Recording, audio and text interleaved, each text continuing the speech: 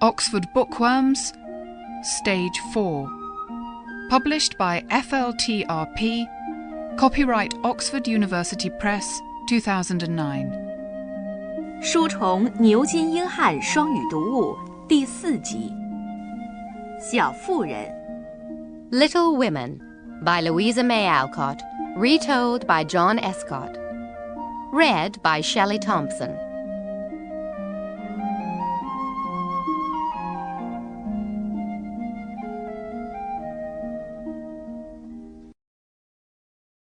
Chapter 1.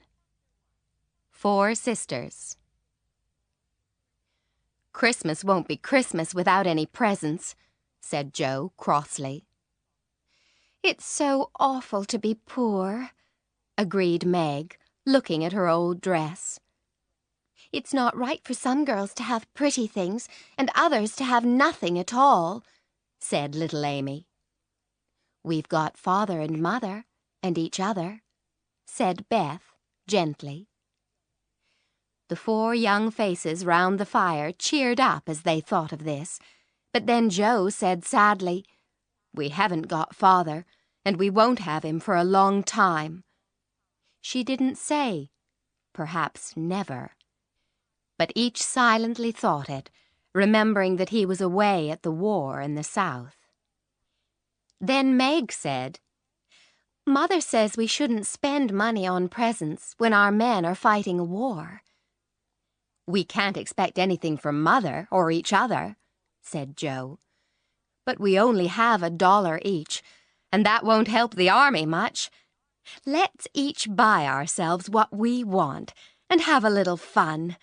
We work hard to earn it." "I do, teaching those awful children," said Meg. "What about me?" said Jo. "I'm shut up all day working for a terrible old lady who gives me different orders every 5 seconds. "I think washing cups and plates and keeping things tidy is the worst work in the world," said Beth. "My hands get too tired to play my music." "I have to go to school with girls who laugh at my dresses and say cruel things because my father isn't rich," said Amy. "I wish we had the money Father lost when we were little, Jo," said Meg. "I wish I was a boy," said Jo. "Then I could go and fight beside Father." Meg was 16 and very pretty, with large eyes and soft brown hair and white hands. 15-year-old Jo was very tall and thin. Her long, dark red hair was usually pushed up out of the way.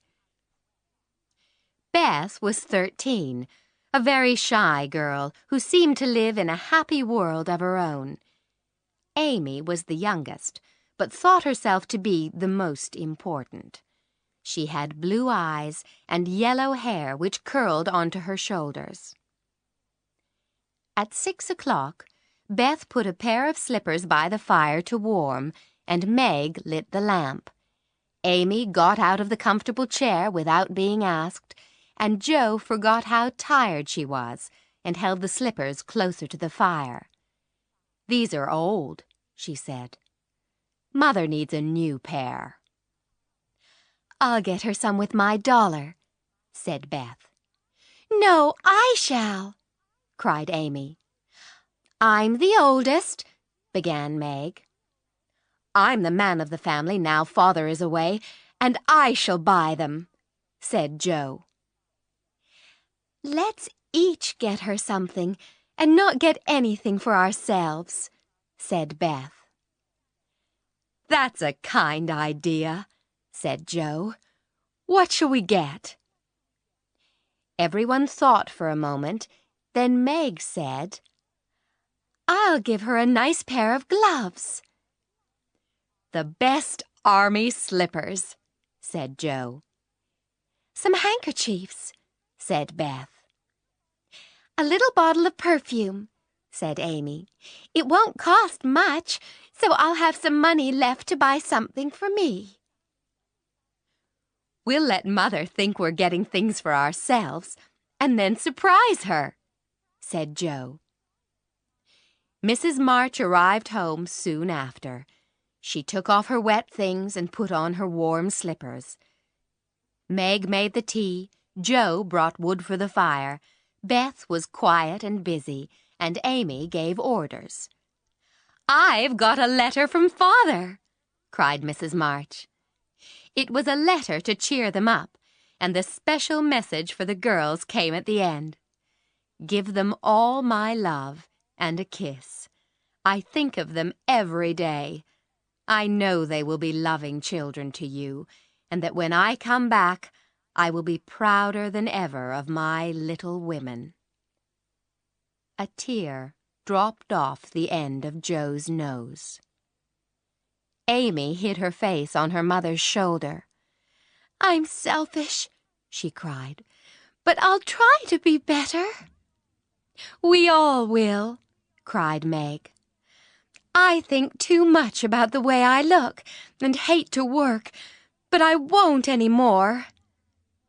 "And I'll try to be a little woman," said Joe, "and not be rough and wild." Beth said nothing, but she began to work hard at a blue army glove she was making. So the 4 girls decided that they would all try very hard to be good.